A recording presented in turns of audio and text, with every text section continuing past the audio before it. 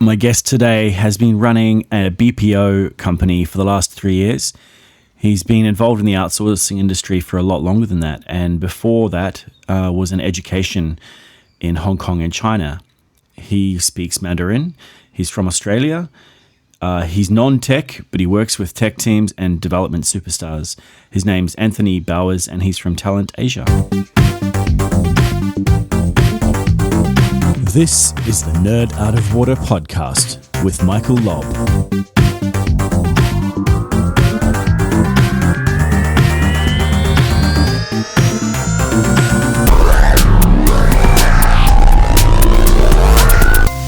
Okay. Hi, Anthony. How are you? Yeah, I'm doing great, Michael. How are you today? Very good. So do you want to tell us a little bit about yourself and how you got into the BPO industry? Yeah, sure. I actually lived in Australia, North Sydney, for, 20 years, 20 plus years. Learned Mandarin, went up to China for 6 months to further my studies, etc., and get to know more about China, and then basically never came back. Right. So life happened. How long did it take you to learn Mandarin? Still learning, man. I mean, it's a complex, really difficult language. I think it was sort of 7 years in China that I started to be able to pass myself off as Chinese over the phone. Right. Okay. But still learning. The characters are diabolical. It's so hard. So did that. I was sort of 10 years in mainland China. Moved down to Hong Kong after that. Spent some time in the education field. Was doing my PhD, and I was looking for something more commercial. Get back into a commercial type role, and I'd heard about this offshoring, remote staffing in the Philippines. I didn't know anything about it, but I knew someone that had started the business in Luzon. Went out there, sort of saw what it was, did some part-time work, and went, I love this. I think this is great. I thought it was great for many reasons. I thought it was providing really great work for the local Filipinos. Because I'd seen the downside of that with the domestic helpers in Hong Kong. Not all of them, of course. I think the vast majority is great, but some of them suffer horrendously. So I enjoyed the fact that the industry is creating work for Filipinos in the Philippines, and good work. I also liked that it was helping Australian businesses compete. Yeah.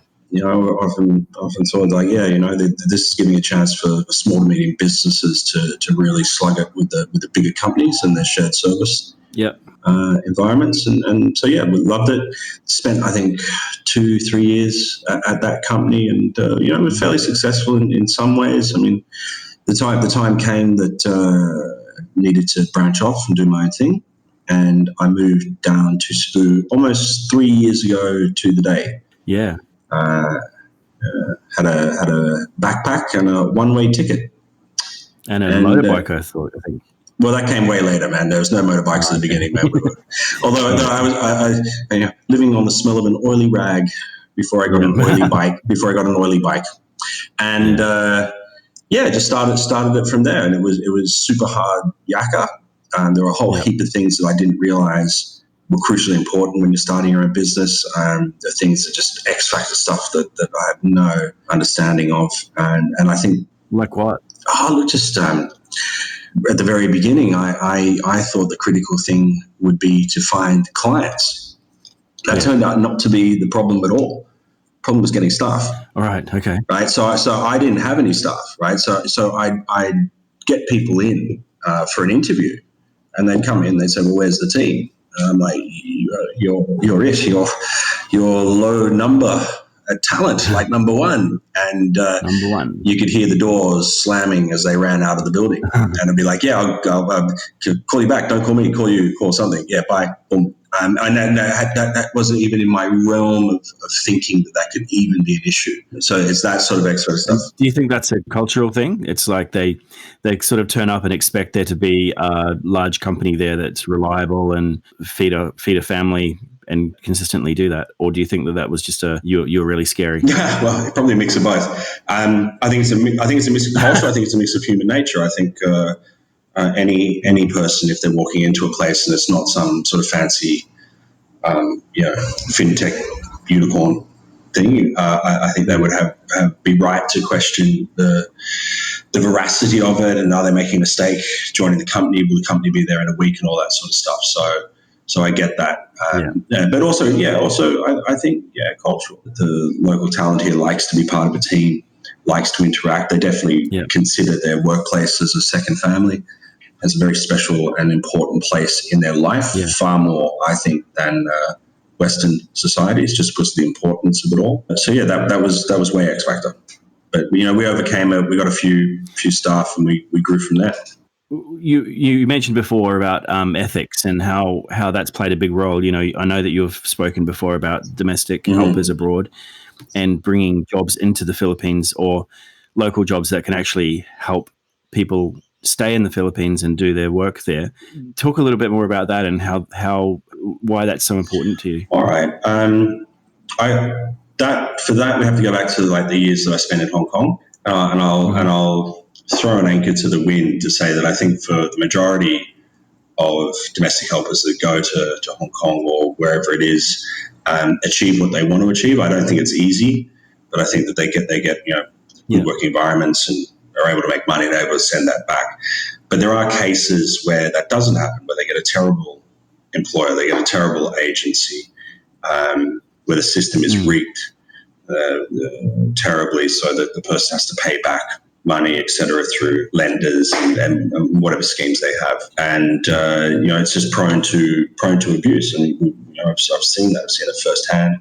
Read about the court reports, all those sort of things, and that really played a big part in it. I mean, from there, I'm like, well, if we can be a small drop in a bucket of offering people work where they can stay in the Philippines, right, and have a good career in the Philippines, rather than being forced to go overseas. If they want to go overseas, great, world's your oyster, explore, enjoy it. But if you're forced to do it, if you have no other choice, and I think that's a bit different, and we see ourselves as being able, in a very small way, to help Filipinos and Filipino families stay together and have good, meaningful work, providing great service to their clients in Australia. And on the Australian side of things, or potentially, and not just Australia, we have clients in Hong Kong, Singapore, the States. I think those companies, especially the small to medium companies, struggle with the ethics of offshoring work. Yeah. Right? The larger companies don't, because they all do it. The large companies all have what is called a shared service offering, and they'll have back offices in India and the Philippines and stuff, and they all merrily do it. And I think the small and medium enterprises are being hoodwinked. It's like the bigger players have all got it set up, and yet there's some sort of idea that it's not right to offshore staff. I don't think anything could be further from the truth. Right? Our mentality is, and I've literally said this to people, is break free of your chains. Right, and the chains that I'm talking about there is the idea that staffing has to be local. Yeah. Right. In fact, in the world that we live in, most work can be done anywhere, and therefore the question that a business owner needs to ask herself or himself is, where is the best talent? Yeah. And if the best talent is in Sydney, or it is in New York, or it is in Hong Kong, or it is in Singapore, great, go for it. We fully support that.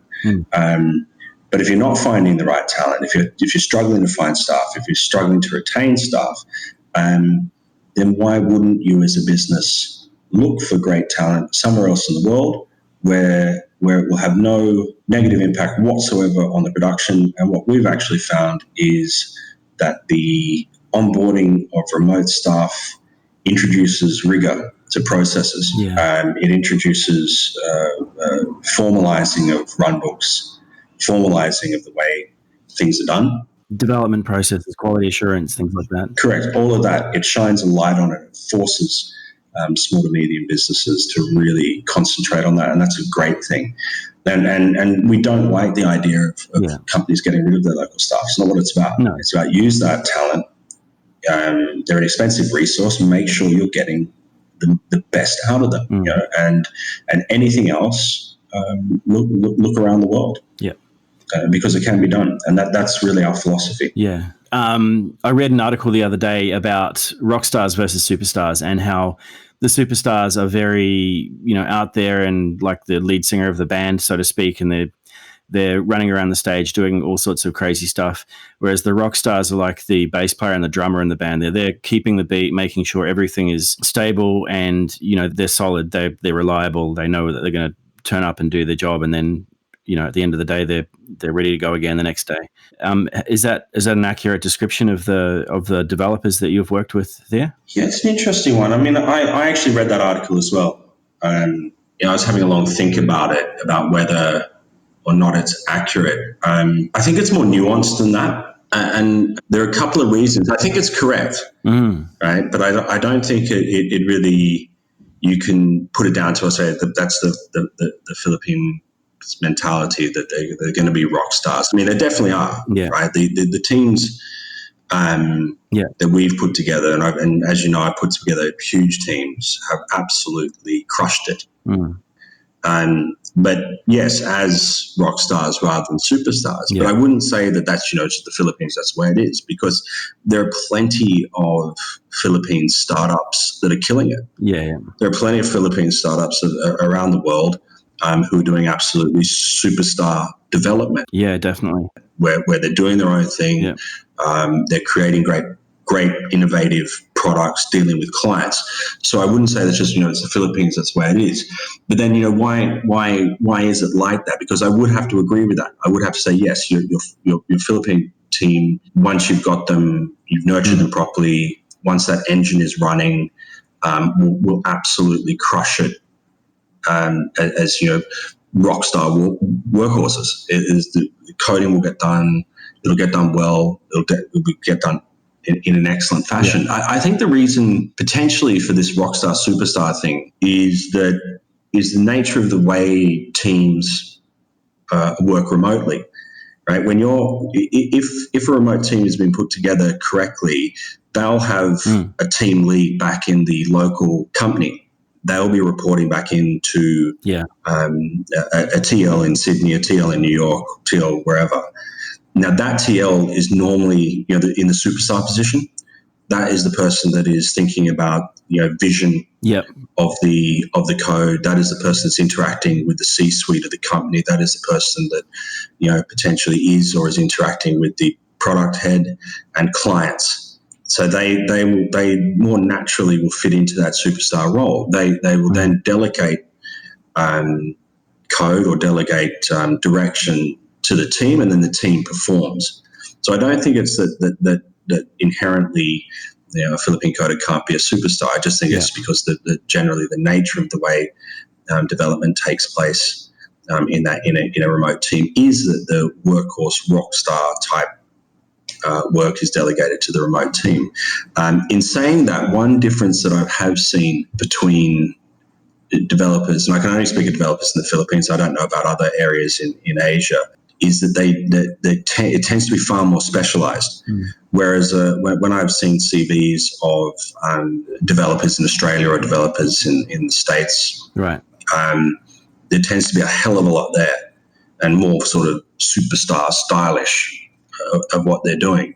Whereas the Philippine CVs and staff that I've worked with and talked to, it seems to be there's one area, and this is what I do, and I do it really, really, really well. Right. So there's less broad people who have that experience and breadth of experience. They're more about the depth of experience. Correct. I mean, it's not necessarily a bad thing, but it's how it is. But I would say that a person that has a more specialized background and role is going to be that rock star.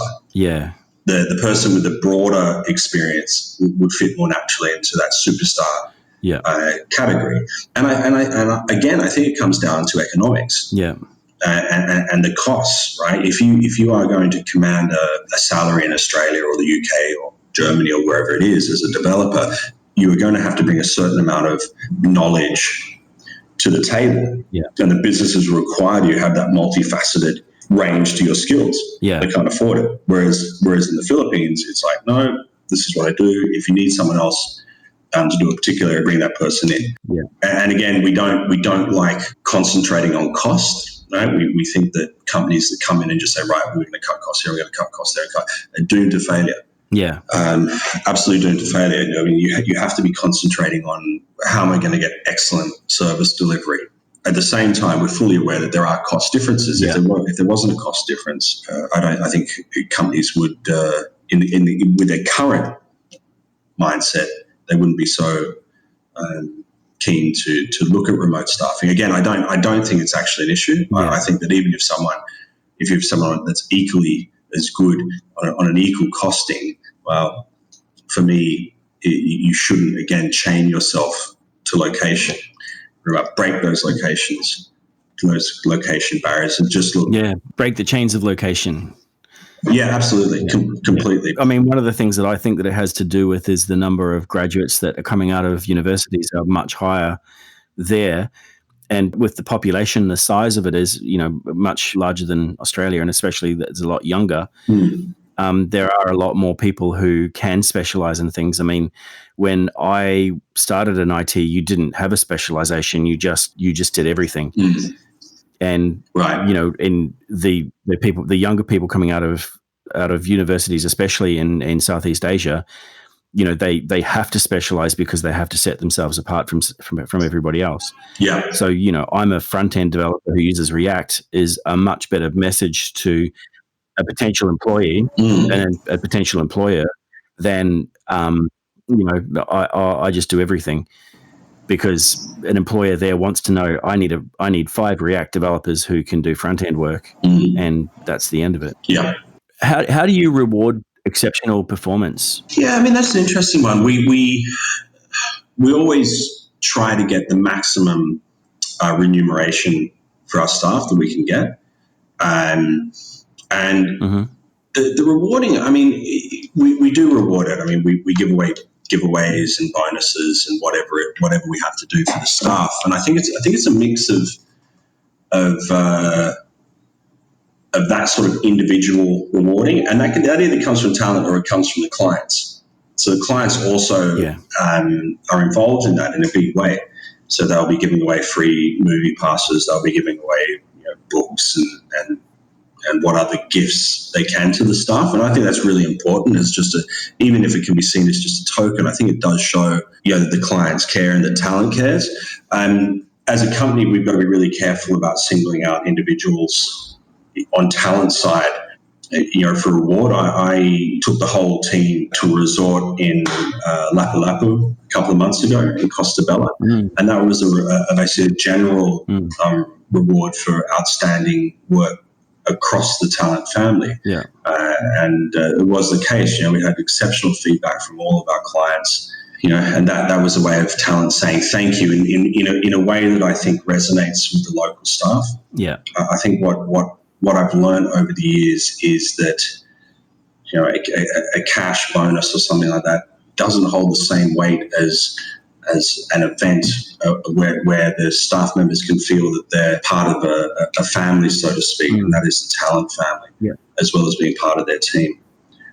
And that's really important. I think it's, again, and that's an X factor thing that or a concept that if you hadn't lived in the Philippines or worked in the Philippines or had Philippine staff, you'd have a very hard time understanding. But having been in the industry and been here for 6 years, it's very clear to me that they don't necessarily respond to a cash or remunerated benefit as much as they would respond to something that involves their talent family or their teammates over some sort of a bonding exercise. Karaoke, it's big. Yeah, karaoke. Yeah, well, we all enjoy that.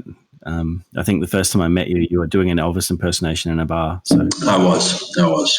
It's hard to do without hair, but I think I do it. No, I mean, I think you pulled it off pretty well. Yeah, thanks, bud. I want to talk about you. You're probably one of the best salespeople I've ever spoken with. You don't actually sell anything. You just convince people that they need to buy something. Yeah. What's your mindset? How do you get into that mindset? I've heard about people going into, getting into the sales zone and just going for it. What do you do to get yourself into that zone?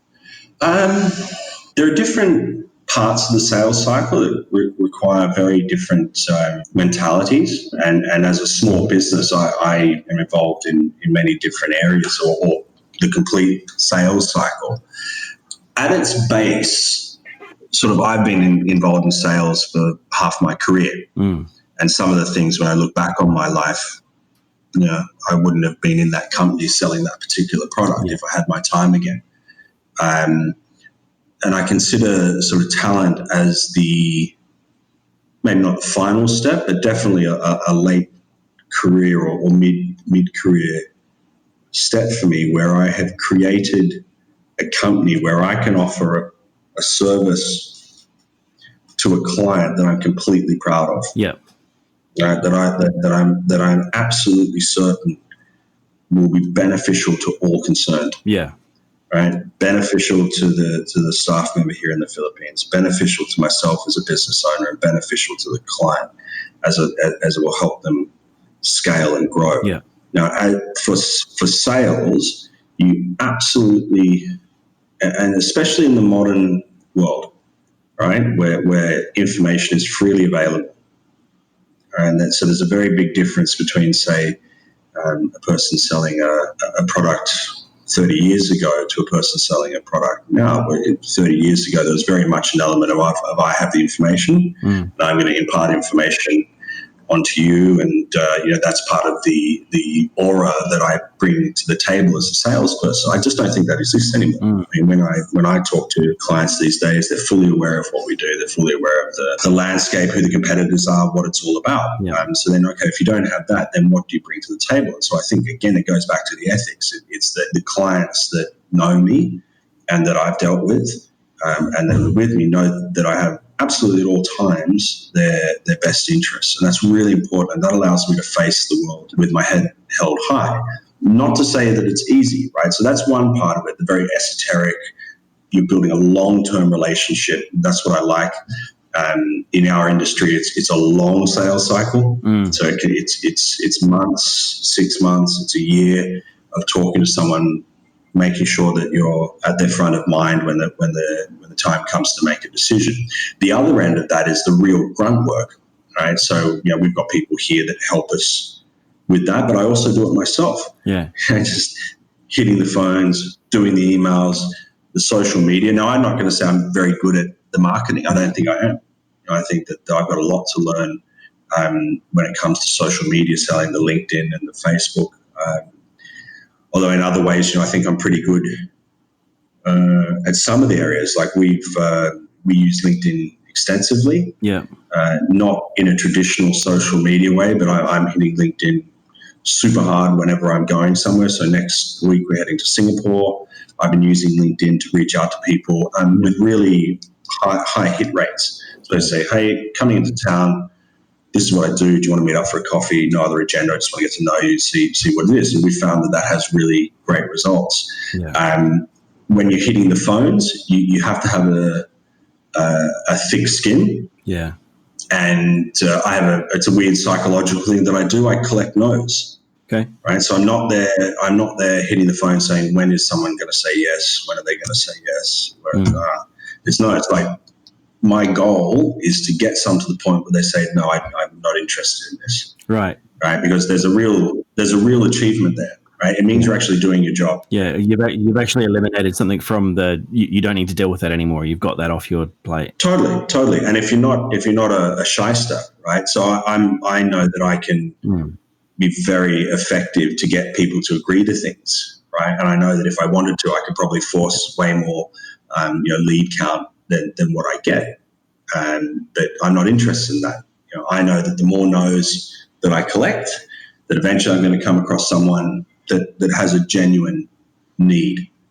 And then it's about, helping them articulate what that need is, helping them really solidify in their minds, is it a genuine problem? How can they solve it? And does talent have a service offering that will help them? And if yes, great, let's continue it. And then it's a fine line of walking that client down the hall, closing the doors as you walk down that hall very gently until you get to the end where they make a decision to go, and not be afraid to ask the question. right? And again, it's a real balance and takes experience to know how far you can push something without being pushy. Yeah. How hard you can ask for a close without pushing the client away. I think it's a very nuanced and skill. And I wouldn't say I'm the world's best salesperson, but I'm okay at it and getting better and learning as we go. And then it's just making sure that you can deliver on what you said. So we're always very careful to undersell it and over deliver it, because we know that once a client gets comfort with what we do, that we grow, and we know that because that's what's happened with our clients. We started with one with the customer support role. We now have 8. We started with one with the accounting role. We now have 8, et cetera, et cetera. So once the clients get comfortable with it, they grow. I've got 3 questions that I'm going to ask pretty much everybody. Yeah, go ahead. What would you do differently? What's one thing you would do differently if you had a chance? Oh, man. So many things, Michael. I'm not Warren Buffett, you know. Like, oh, that one thing that I did back in 1953, I'd wear that green hat rather than the brown hat. That would have made everything. Yeah, seriously, there's so many things I would have done differently because there was so much I didn't understand as running a business. So I knew a hell of a lot about sales. I know how to bring in accounts, but about running a business. I think it comes down to the marketing. I would have definitely got my internal employee infrastructure sorted out at the beginning. Okay. I think I fluffed around for 8 months before I got a GM on board. That was ridiculous, utterly ridiculous. That GM should have been at the get-go helping me liaise with the local staff, because you have to be very careful there. When crunch comes to crunch, that needs to be a Filipino general manager dealing with a Filipino staff, and someone that really understands the intricacies of dealing with the administration here, all of the different things. So that's one. Although I don't think it would be the absolutely critical one. I think the critical one for me is really in the marketing. I would have done our marketing completely differently. In a very basic thing, Michael, is that we never went to exhibitions. Right. Never attended them. Yeah, I think you mentioned that as you basically went to one a year or so ago and sort of came back with that many cards and possible clients that you kind of went, hang on, why didn't we start doing this? Yeah, absolutely. Absolutely. So the first exhibition that we ever attended, we got a client out of it. Wow. Straight away. And again, you don't know what you don't know. And I just, I thought, we'll hit the phones really hard. We'll hit the LinkedIn really hard. And look, it's worked up to a point. We've got clients out of that. My first ever client who's still with us was from a cold LinkedIn reach out. Right. Okay. Which I don't want to blow my own trumpet, but I think I did a pretty spectacular job to get them across the line, seeing as that I had no clients at that stage and no staff, and being upfront with them about that. Take a chance on me. It's like, hey, man, look, well, basically I said, look, well, you're going to get spectacular attention from me. You can go, you know what I mean? But having known that, and then having to think about, well, what is it? And I think that what it is that while social media is hugely important, while things like Google Analytics and Google AdWords are hugely important and hugely expensive, for our industry, I think there's a real fear. I think that the clients that don't, they may know about the industry, they may know about outsourcing, but they really don't know who you are. Yeah. And when you can get in front of them and you can get in front of them face to face and talk to them and it becomes real for them, I think there's a big plus there. So that would be the one thing above all others that I would do differently. Great. Would be it, and that's a very mundane thing, Michael. I'm sorry about that. I wish I could give you a more. That's fine. That's really wild and esoteric sort of. I would have sat on a mountaintop and meditated more, but it's nothing like that. Maybe you can answer this question a little bit more esoterically. Then, do you have any predictions for the future of your industry? Wow, that's a toughie. Sort of goes hand in hand with, do I have any predictions for the future of the human race. What are they? I'm interested to hear that. More like Cybermen? Well, I mean, yeah, and for those watching and listening at home, that is an in-joke from Michael. Do I look like a Cyberman from Doctor Who? Do I? I was having a discussion with it the other day where, of course, robotic process automation and AI is going to have a massive impact on certain sections of the BPO industry. Massive, no doubt about it. And it's not it's not just the BPO industry. It's work around the world, which is why I say it's not just our industry. It's the human race. And I do think we have to be very careful with how we proceed with some of those technologies. I was reading about the Google AI research that was shut down. Yeah. And that was shut down because the two AIs started to talk to themselves in a language that they understood but couldn't be understood by anyone else. Yeah. And the plug was pulled on it, and we've not heard anything since. And I'm like, oh, wow. Like that spooks the hell out of me. Yeah. And I'm not a conspiracy theorist or anything like that, Mike. There's nothing like that. But that reading that story really rattled me, because I'm like, wow, these two AIs got together, formed their own language that they could understand but couldn't be understood by anyone else. I'm like, that's scary. That's scary. And then it goes into what is the future of work, right? What is the future of what we do? Because we know that I think IBM's Watson's did that research on law, whether it was way more accurate than any lawyer and did it in 5 seconds. How is that going to impact? So I think there's going to be impacts across the board. And as a species, we need to be careful about what are we creating. For our industry, AI in voice will have an enormous impact. So you've got the Google thing. I still think that's a long way away, but it will come. As far as, does that mean the death of the industry? No, I don't think so. I think that definitely the types of work will change.